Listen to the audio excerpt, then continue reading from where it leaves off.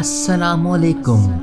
اگر آپ شاعر ہیں یا افسانہ نگار، رابطہ کیجیے آواز اسٹوڈیوز کی آواز ٹیم سے، ہم بنیں گے آپ کی آواز۔ دکنی آفاق سے کون واقف نہیں، زرخیزی ہو یا سرسبز و شادابی، خوبصورتی چکوال کے ریشے ریشے سے معزن ہے۔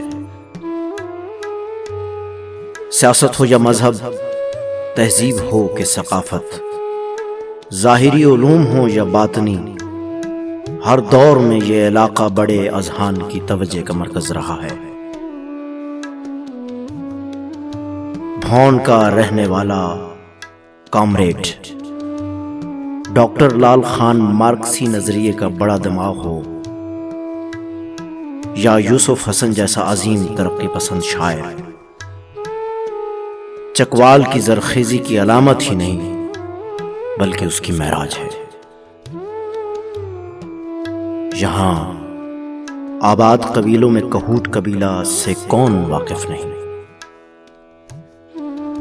بلند لہجہ، کرخت مزاج اور گھن گھرج رکھنے والا قبیلہ کسی ایسے شاعر کی توقع کہاں کر سکتا تھا جس نے اپنے بلند لہجے کے باوجود، بلند کھرج کے باوجود اپنی روح سے ایمن کلیان کا سا شعری مزاج دریافت کر لیا ہے۔ مدثر عباس کو کہوٹ قبیلے کا سرخیل کہا جائے تو بے جانا ہوگا۔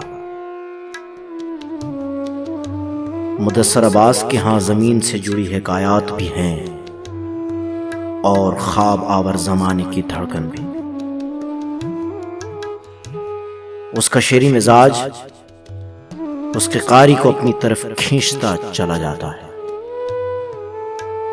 آثار ساز اس کا وہ شعری رویہ ہے جسے ہم مدثر عباس کے حوالے سے جانتے ہیں۔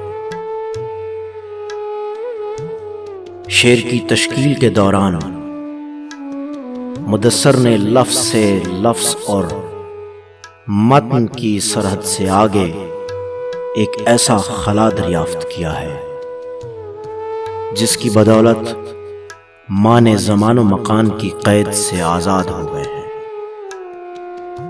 اس نے جسم کی کثافت سے روح کی لطافت کو نتھار لیا ہے۔ ڈاکٹر رفیق سندیلوی رائے رکھتے ہیں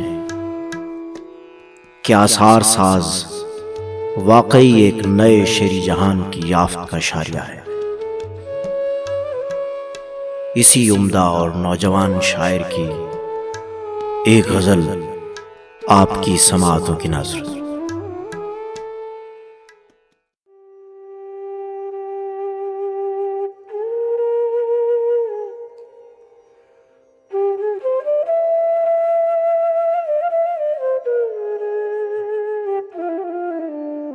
اس طرف جو افق آثار دیا ہے وہ الگ ہے،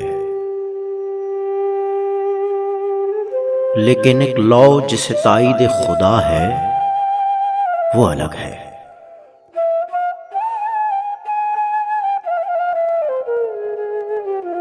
ایک اذیت کے عقیدے کے تناظر میں غلط ہوں،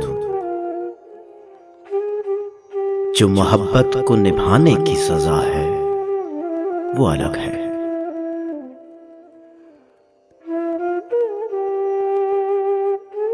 یہ صدائیں تو جمع ہو کے فقط شور بنے گی، ایک سماعت کے تقاضوں کی صدا ہے وہ الگ ہے۔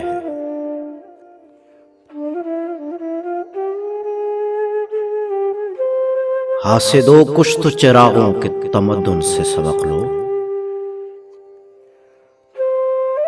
جلنے والے تو بہت ہیں، جو بجھا ہے وہ الگ ہے۔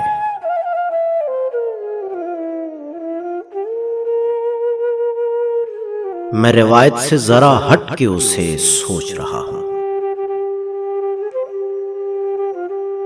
میں روایت سے ذرا ہٹ کے اسے سوچ رہا ہوں۔ سوچنا ایک دعا ہے، جو دعا ہے وہ الگ ہے۔ جو تیرے بعد میرے ساتھ ہوا اس کا نہ پوچھو، جو تیرے ہوتے ہوئے مجھ پہ ہوا ہے وہ الگ ہے۔ تو الگ تھا تو الگ سا ہی لکھا تجھ پہ ہمیشہ۔ تجھ سے ہٹ کر جو کوئی میں نے لکھا ہے وہ الگ ہے۔ اس طرف جو افق آثار دیا ہے وہ الگ ہے، لیکن ایک لو جسے تائید خدا ہے وہ الگ ہے۔